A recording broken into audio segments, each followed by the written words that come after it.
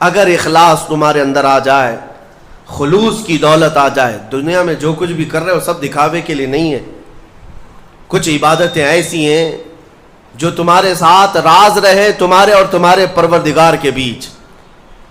ہر بات کی تشہیر کرنا ضروری نہیں ہوتا کہ لوگوں کی مدد آپ نے کیا تو پیپر میں چھاپ دیا، اور آپ کوئی نیکی کر رہے ہیں تو ضروری نہیں ہوتا کہ ہر چیز کی تشہیر کی جائے. ہاں، کچھ چیزوں میں حکمت اور مصلحت ہو سکتی ہے کہ لوگوں کو نیکی کی طرف بلانے کے لیے اعلان کیا گیا ہو، لیکن ہر چیز میں نہیں. عزیزان گرامی وقار، اخلاص جب کسی کے پاس ہو تو ایک اور حدیث میں آپ کو بتا دوں، بندے جو عبادت کرتے ہیں نا، یہاں پر دنیا میں بھی سب کا کچھ نہ کچھ ایک غرض ہے، کچھ نہ کچھ ایک مقصد ہے. آپ نماز کے لیے آئے ہیں یا نیکیاں کر رہے ہیں یا گناہوں سے بچ رہے ہیں تو کوئی تو غرض ہوگی. ہاں، دو میں سے ایک چیز ہوگی. جہنم کا خوف ہوگا، اللہ کے عذابات سے ڈر لگتا ہوگا، اس لیے نماز پڑھ لیتے ہیں، پوری اپنی صحیح کر لیتے ہیں.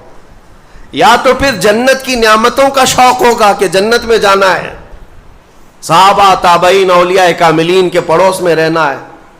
یا تو شوق ہے یا تو ڈر ہے، اور یہ دونوں چیزیں بندے کو عبادت کرواتی ہیں. قیامت کے دن کے متعلق حدیث میں ملتا ہے، جب بخشے گئے ہوئے لوگ جن کو جنت بھیجا جا رہا ہے، جنتیوں کی بات کر رہا ہوں، عام کی نہیں، تو اس میں 3 کیٹیگری ہوں گی. ایک جماعت ہوگی جن سے اللہ تعالیٰ فرمائے گا کہ اے بندو، تمہارے اوپر آج جنت کھول دی گئی، تم بخش دیے گئے ہو. تم عبادت کرتے تھے دنیا میں، بتاؤ کیوں کرتے تھے؟ وہ بندے کہیں گے کہ مولا تیری جہنم سے بڑا ڈر لگتا تھا، اس کے عذابات کا خوف تھا، اس لیے ہم عبادت کرتے تھے. رب تعالیٰ فرماتا ہے کہ جس چیز سے تم ڈرتے تھے میں نے آج بچا لیا، جاؤ میری جنت میں. ان کو جنت بھیج دیا جائے گا. دوسری ایک جماعت، ان سے رب تبارک و تعالیٰ پوچھے گا تم کیوں عبادت کرتے تھے؟ تم بھی جنت کے مستحق ہو گئے ہو، آج بخشے گئے ہو. وہ لوگ کہیں گے کہ مولا ہمیں تیری جنت کی نعمتیں سننے کے بعد اس قدر شوق تھا کہ ہم وہ نعمتیں حاصل کرنے کے لیے دن رات عبادت کیے، ذکر کیے، تسبیح پڑھے، اور آج کامیاب ہوئے. رب تعالیٰ فرماتا ہے میری جنت کی خواہش کرنا بھی نیکی ہے، جاؤ میں تمہیں جنت دیتا ہوں. وہ بھی جنت میں چلے گئے. تیسری جماعت تھی، ان سے پوچھا جائے گا تم کیوں عبادت کرتے تھے؟ تم بھی آج جنت کے مستحق ہو گئے. وہ کہیں گے کہ مولا ہمیں تیرے جہنم کے عذابات کی بھی پرواہ نہیں، اور نہ ہی تیری جنت کی نعمتوں کی خواہش، بلکہ ہم تو صرف اور صرف تیری رضا کے لیے کرتے تھے، تو راضی ہو جا، ہم جنت و دوزخ کے لیے نہیں. تو رب تبارک و تعالیٰ فرماتا ہے کہ یہ میرے مخلص بندے ہیں، خالص پیور اللہ کے لیے کرتے تھے. رب تعالیٰ فرماتا ہے جاؤ میں تم سے راضی ہو گیا، تم بھی جنت میں. جنت میں جانے کا حکم دے دیا جائے، لیکن فرمایا گیا وہ جماعت رک جائے گی، وہ کہیں گے نہیں ہم جنت میں نہیں جائیں گے. ایسا بھی کوئی ہے؟ وہ کہیں گے کہ مولا اگر ہم جنت میں جائیں گے تو اندر جو جنتی ہیں وہ ہمیں تانا ماریں گے، تم بھی جنت کے لیے کرتے تھے اور بولے کچھ اور ہو، بدلہ تو تم نے بھی لے لیا عبادتوں کا، ہمیں اپنی عبادتوں کا بدلہ نہیں چاہیے. رب تبارک و تعالیٰ فرماتا ہے میری رضا یہی ہے کہ تم جنت میں چلے جاؤ، میں تم سے راضی ہو گیا. وہ پھر رکے رہیں گے کہ مولا ہم نے جنت کے لیے نہیں تیری رضا کے لیے کیا ہے. پھر حکم ہوگا فرشتوں کو کہ ان کے ہاتھوں اور پیروں میں بیڑیاں باندھو اور کھینچ کے جنت میں لے جاؤ. وہ ایک جماعت ایسی ہے. یہ کون لوگ ہیں جو مخلصین ہیں، خالصتاً اللہ کے لیے عبادت کرتے تھے. عزیزان گرامی وقار، جو اللہ رب العزت کے لیے کرنے والے لوگ ہیں، اللہ تعالیٰ ان کو ہمیشہ ذلت اور رسوائی سے محفوظ رکھتا ہے. اخلاص. بنی اسرائیل میں ایک خاتون تھی اور اس کا بڑا گھرانہ تھا. اس کا باپ جو تھا وہ بڑا کنجوس اور بخیل آدمی، بڑے پیسے والا. ایک دن ایسا ہوا کہ یہ جو لڑکی تھی، جوان لڑکی، اس نے باہر ایک فقیر کو دیکھا جو بڑا مجبور تھا، ضرورت مند تھا. اس کو اٹھا کر کے اچھی خاصی دولت اپنے باپ کی دے دی. اور باپ کو پتہ چلا تو اتنا غصے میں آیا کہ میں ایک پھوٹی کوڑی نہیں دیتا اور تو اتنی بڑی دولت اٹھا کر دے دی. اور غصے میں اپنی بیٹی کا ہاتھ کاٹ دیا.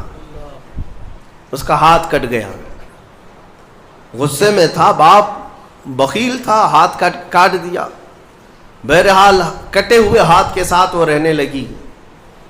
تھی اللہ رب العزت کی رضا چاہنے والی. کئی دن تک اسی طرح گزر گئے. اب باپ بڑے پیسے والا تھا اس زمانے میں, وہ ہاتھ چھپا کر کے رہی. پھر اس کا رشتہ آیا ایک بہت بڑے خاندان سے, اور بڑے خاندان کا جو شہزادہ تھا اس نے پسند کر لیا. شادی کی ڈیٹ قریب آئی, ان لوگوں نے ہاتھ نہیں دیکھا, بس چہرہ اور باقی ساری چیزیں دیکھی, اور انہوں نے بھی چھپا رکھا کہ ہاتھ نہیں ہے. کٹے ہوئے ہاتھ کے ساتھ کون شادی کرے گا؟ بہرحال شادی ہو گئی. شادی ہونے کے بعد وہ گھر رخصت ہو گئی. اپنے نئے دولہے کے ساتھ وہ اپنے گھر پر بیٹھی ہے دسترخوان پر. وہ بائیں ہاتھ سے کھایا کرتی تھی, ایک ہاتھ تو کٹا ہوا تھا, چھپا کر کے رکھتی تھی. دسترخوان پر جب بیٹھی, اس کا نیا دولہا ہے, اس کے گھر والے, کھانے کے وقت اب ہاتھ نکالنے کی باری آ گئی. وہ بائیں ہاتھ سے کھا رہی تھی تو اس کے شوہر نے کہا کہ کیا سیدھے ہاتھ سے نہیں کھا سکتی؟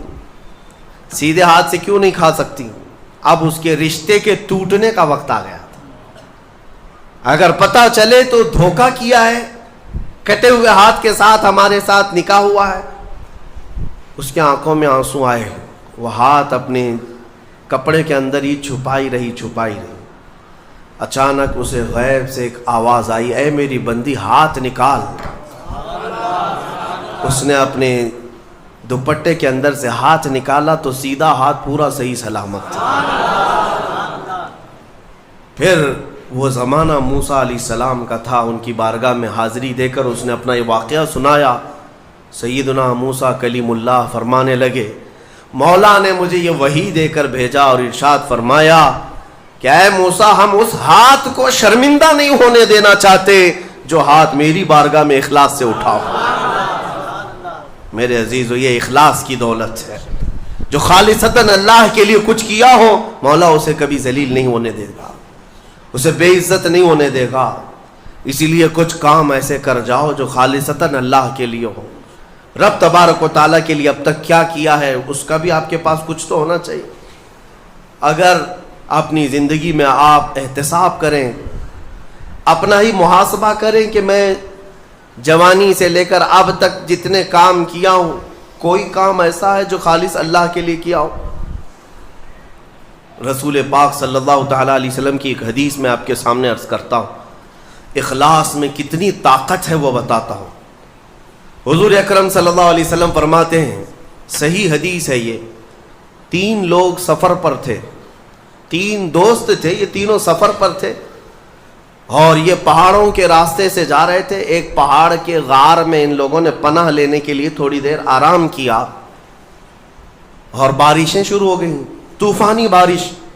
اور ایسی بارشیں آئی کہ پہاڑ کے پتھر کھسکنے لگے اور ایک بہت بڑی چٹان کھسک کر کے یہ غار کے منہ پر آ کر گر گئی. غار بند اور یہ اندر 3 بیٹھے ہوئے ہیں.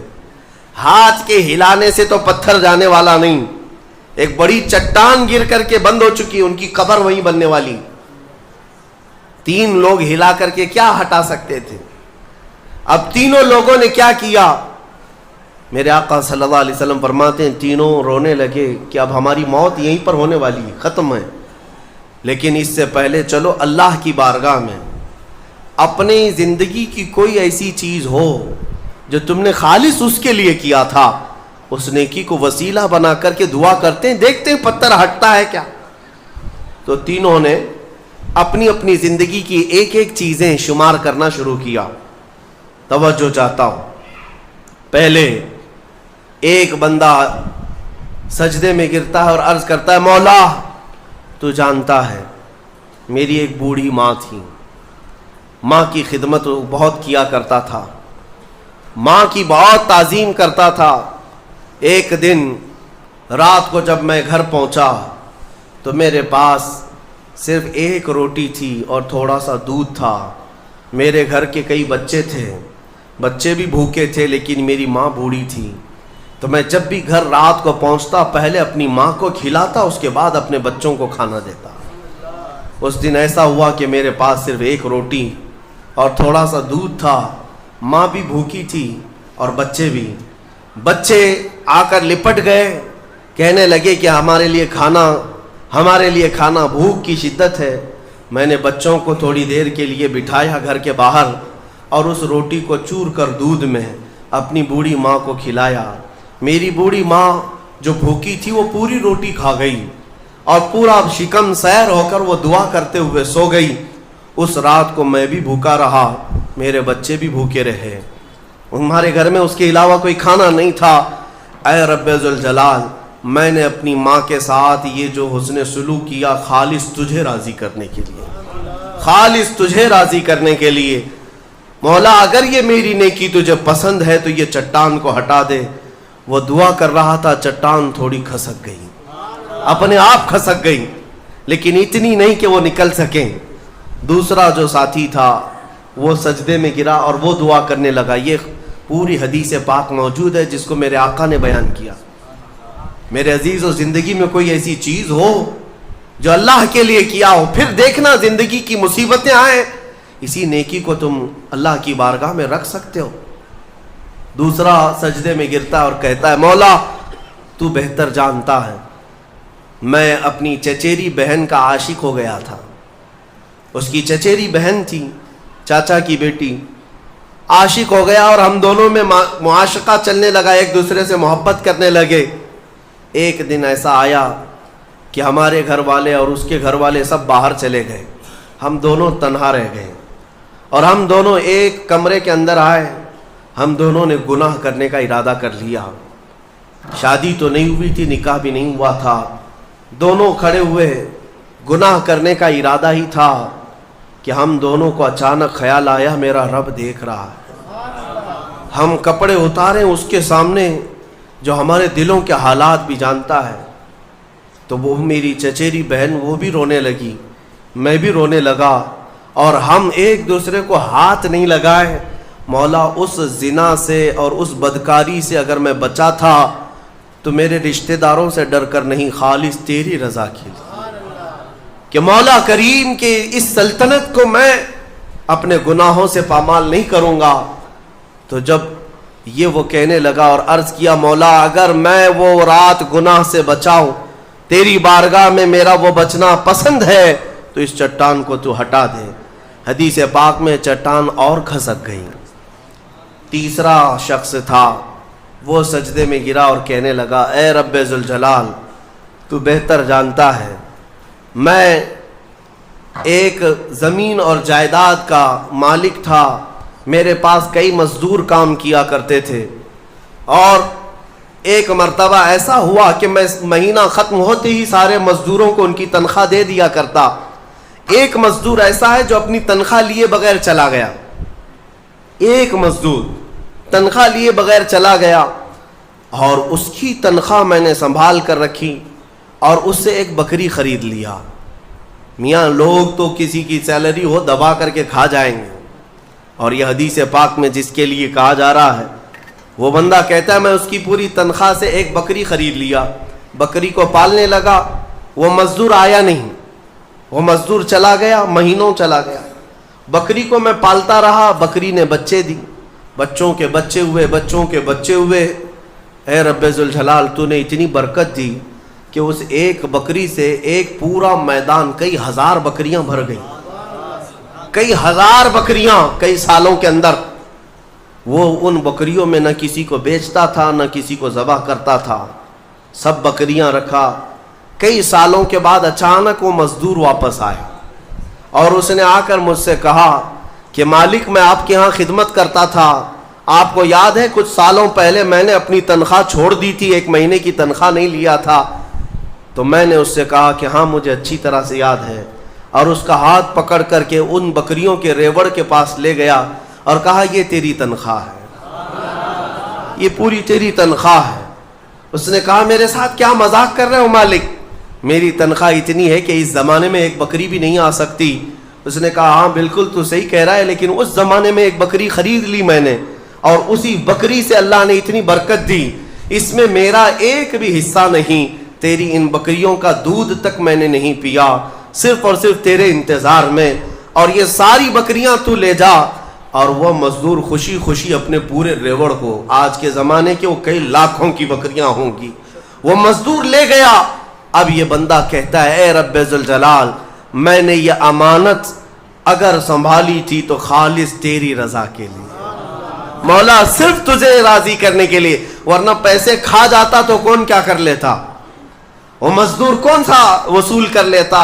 کہتا نہیں مجھے یاد نہیں, اب میں پہچانتا بھی نہیں. نہیں مولا, میں نے تیری رضا کے لیے کام کیا, اگر تجھے یہ پسند ہے تو یہ چٹان ہٹا دے.